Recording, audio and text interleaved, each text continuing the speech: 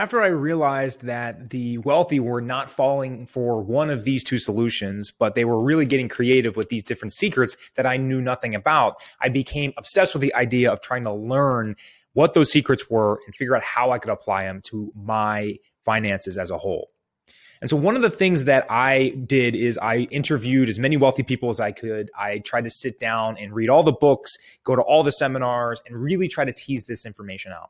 And what I ultimately came to the conclusion was that there were these things called the 5 levers of wealth. And this is through my research. And what it was is basically the 5 characteristics that ultra wealthy people look for in a savings mechanism. So they looked at the banks, they looked at the qualified retirement accounts or these different investing accounts, and they kind of cherry picked which of these items they would like to focus on that made up the perfect sort of solution for them. And what they landed on is they wanted some level of guarantee, right? So in a bank, they offer some guarantees. They're just extremely low. They wanted a better rate of return at something that they could really stand behind, and they wanted to be guaranteed and not what we call correlated to any kind of market or index. And what that means is we didn't want to have to go with the rise and the falls of the roller coaster of the stock market or the real estate market. We wanted to make sure we had no connection there. So if the market did poorly, we still had some guaranteed growth behind it. They also wanted to get some tax advantages like you get with those qualified retirement accounts through the IRS. So it'd be great to be able to pay in with after-tax dollars and make sure we have some tax advantages and protection in place.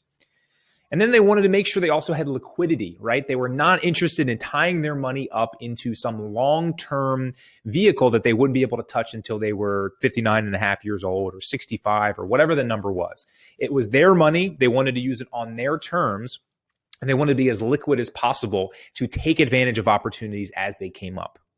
And lastly, they wanted some level of protection.